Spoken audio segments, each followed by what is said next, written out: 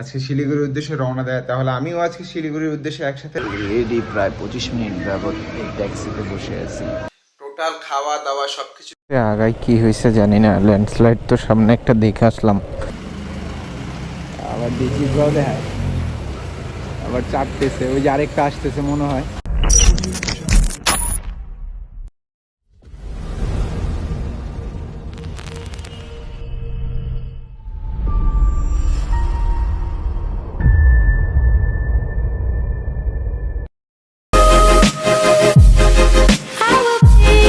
আসসালামাইকুম, কি অবস্থা ভাই লোকস? আশা করি সবাই ভালো আছেন, সুস্থ আছেন। সো আমি আছি আজকে মাঙ্গানে, এটা হচ্ছে সিকিমে। সো আজকে আমাদের ডেস্টিনেশন তেমন কোনোটাই নাই, আবার অনেক কিছু আছে।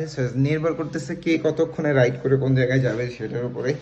যদি অরিজিৎ দা আর শুভ ভাই যদি আজকে শিলিগুড়ির উদ্দেশ্যে রওনা দেয়, তাহলে আমিও আজকে শিলিগুড়ির উদ্দেশ্যে একসাথে রামপা বর্ডারে জয়েন করে চলে যাব, কারণ তারা একদম মাঙ্গান থেকে শিলিগুড়ির উদ্দেশ্যে রওনা দিবে। আর আমার বাইক যেহেতু গ্যাংটকে আছে ওনাদের আগের হোটেলে, সো ওইখান থেকে আমি আমার বাইকটা রিসিভ করে তারপরে হচ্ছে যাব। এখন মোটামুটি আমার ব্যাগটা এখানে যাবতীয় যা আছে সব গোছানো শেষ। নিচে গিয়ে একটা ট্যাক্সি নিতে হবে গ্যাংটকের জন্য। আর অলরেডি রুমে শুভদা আর হচ্ছে অরিজিৎ দা বসে আছেন। আমি নাস্তা খেয়ে বের হবো। অলরেডি ব্রেকফাস্ট করতেছি, বিস্কুট আর টি। এর মধ্যে নিচে একবার খোঁজ নিয়ে আসলাম যে এখান থেকে ট্যাক্সি আছে গ্যাংটকে যাওয়ার জন্য। ট্যাক্সিতে নিবে হচ্ছে 200 কি 250 রুপি। আর চা বিস্কুট খেয়ে আর্লি বের হতে হবে, কারণ আজকে আমরা শিলিগুড়ি রওনা দিয়ে দেবো।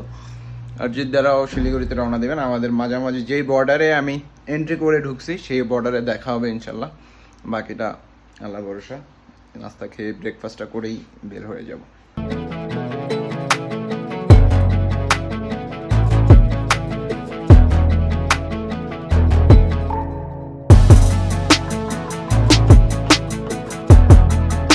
অলরেডি আমি বের হয়ে গেছি, ট্যাক্সি স্ট্যান্ডে যাব, গিয়ে ট্যাক্সি নেব। আমার দুইটা লাগেজ হয়ে গেছে এখন। আবার যেহেতু বাইকে আসছিলাম, এখন তো আর বাইকে যাচ্ছি না, হেলমেটটাও হাতে। সো বাকিটা ট্যাক্সি স্ট্যান্ডে যাই, তারপরে দেখা যাক। রেডি। প্রায় 25 মিনিট যাবত এই ট্যাক্সিতে বসে আছি। লোক হইলে তারপর ছাড়বে, অলরেডি আর 2জন লাগবে, 2জন হয়ে গেলে তারপর ছাড়বে।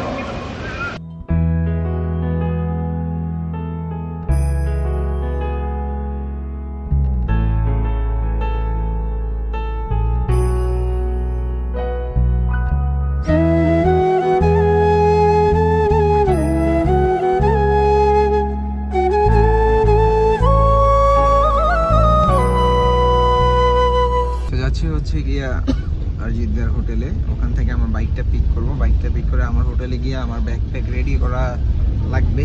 তো ব্যাকপ্যাকগুলো জাস্ট ঢুকাইতে হবে, এমনি গুছগাছ করা আছে, ওগুলো ব্যাগে নিয়ে তারপর চলে আসবো হচ্ছে গিয়ে একদম শিলিগুড়ির উদ্দেশ্যে রওনা দিয়ে দেবো। মনে হচ্ছে বৃষ্টি হবে হালকা পাতলা। অলরেডি রেইনকোট তো ক্যারি করতেছি, রেইনকোট পরেই একবারে বের হবো, যদি ঠান্ডা লাগে বা বৃষ্টি নামে যেন প্রবলেম না হয়।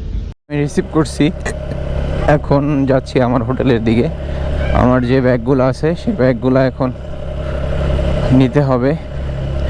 ব্যাগগুলো নিয়ে তারপরে আমি আবার রওনা দিব রামপো বর্ডারের দিকে, কারণ রামপো বর্ডার থেকে দেন আমরা শিলিগুড়ি আজকে চলে যাব।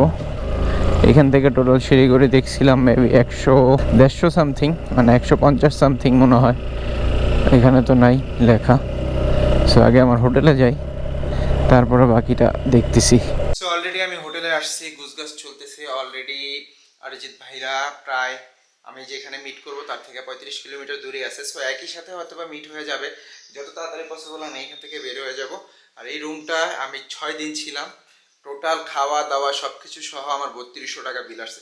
সো আলহামদুলিল্লাহ, গ্যাংটকে এরকম রুম পাওয়া অনেকটা টাফ ব্যাপার। যাই হোক, আমি একটু আর্লি রেডি হই, বাকিটা আপনাদের সাথে রাস্তায় গিয়ে কথা হচ্ছে।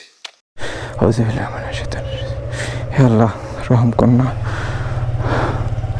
আলহামদুলিল্লাহ, এই যাত্রায় সিকিম থেকে বেরোচ্ছি।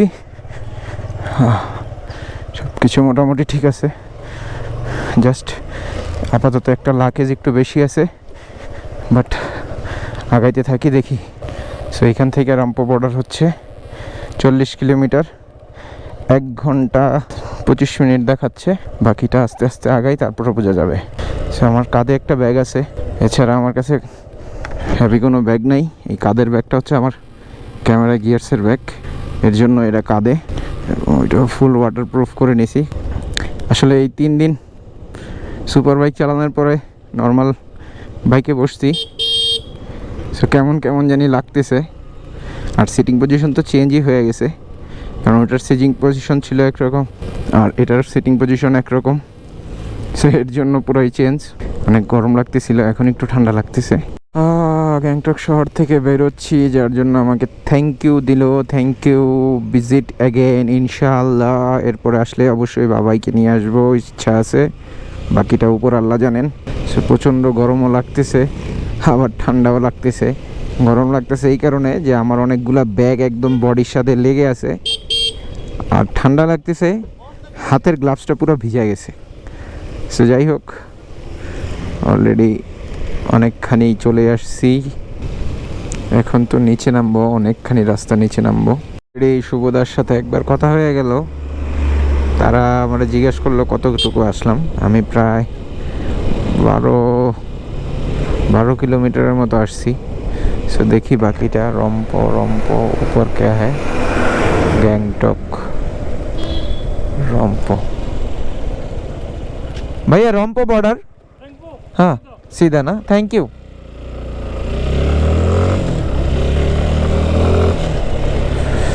যাক, রাস্তা ঠিকঠাক আছে, যাই তাড়াতাড়ি করে। হ্যাঁ, আর বাকি আছে কত বললো, মানে 17 কিলোমিটারের মতো চলে আসছি। যাক, আল্লাহ ভরসা, আগাই আস্তে ধীরে, সামনে দেখা হবে ভাইয়াদের সাথে। আগাই কি হয়েছে জানি না, ল্যান্ডস্লাইড তো সামনে একটা দেখে আসলাম, এখানেও মনে হয় কিছু একটা হয়েছে। আস্তে আস্তে যাই। হ্যাঁ, ল্যান্ডস্লাইডই হয়েছে।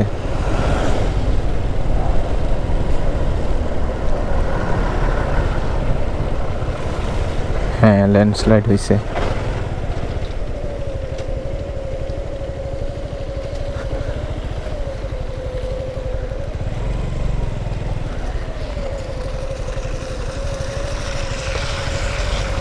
যাই আস্তে আস্তে।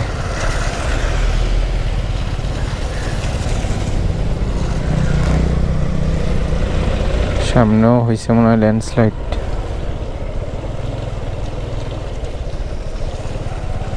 এই জায়গাটা একটু ফাস্টলি ক্রস করতে পারলে ভালো।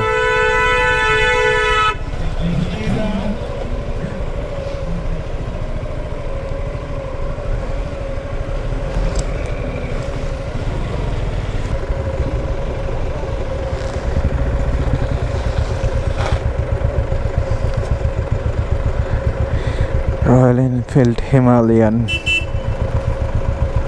হয়েছে, আস্তে আস্তে যাইতে হবে।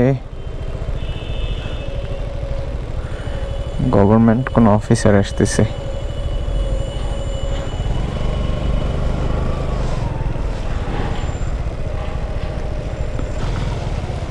Army officer slash slash slash. এই জায়গায় ল্যান্ডস্লাইডিং হয়েছে। টায়ার মার্কিং দিয়ে যাই তাইলে বেটার, টায়ার মার্কিং দিয়ে গেলে, কারণ দেখতে পাইতেছি যে কোন জায়গায় কি আছে না আছে। দেখা যায় অন্য একটা জায়গা দিয়ে যাব, আমি বেশি গর্তে পড়ে যাব। টায়ার মার্কিং দেখে দেখে গেলে বেটার। হ্যাঁ,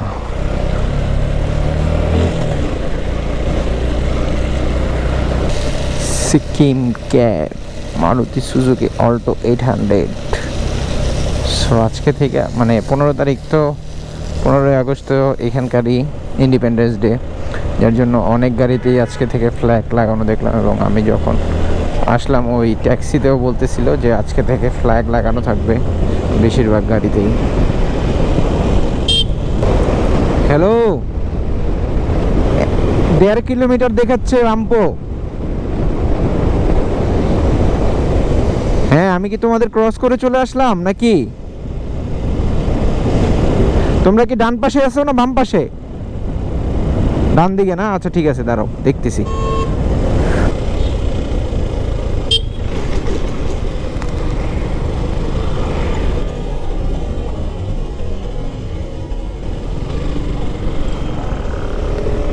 বাইচা গেছে আল্লাহ। কুকুরটা সামনে পড়তে নিয়েছিল স্কুটারের।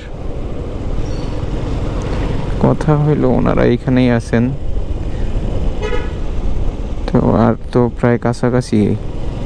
সিকিম পুলিশ ভাইরা যারা আছেন, ওই বানরটাকে স্টিং দিছে, ওই স্টিং পুরা দমে খাচ্ছে। এই সালা, আবার দেখি দেখায়, আবার চাপতেছে। ওই যে আরেকটা আসতেছে মনে হয়, দেখা।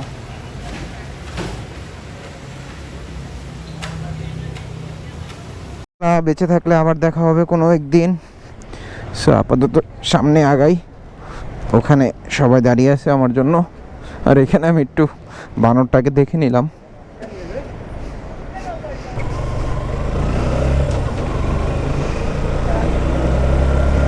চেন পুরো শুকায় পানি পানি হয়ে হার্ড হয়ে গেছে, চেনের থেকে সাউন্ড আসতেছে। সো দাদারা সামনে গিয়ে দাঁড়াইছে, আমি একটু সামনে যাই, আগাই। সো ব্যাগটা দিয়ে দিব দাদাদের।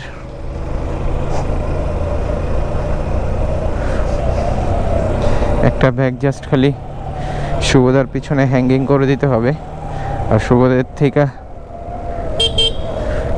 চার্জিং কেবল নিতে হবে, টাইপ সি কেবল নিয়ে চার্জ দিতে হবে। ফোন না হয় বন্ধ হয়ে যাচ্ছে, 1% চার্জ আছে। বাবার সাথে একটু কথা বলতেছিলাম, এর মধ্যে দেখি 1% চার্জ আছে। সে যাই হোক,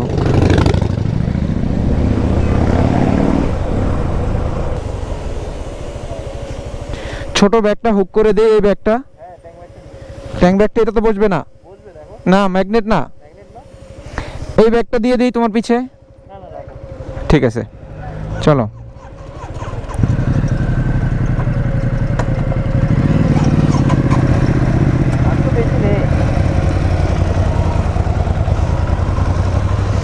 যাক আলহামদুলিল্লাহ, আগাই। এখন আর কিছু করার নাই, রাইড করি।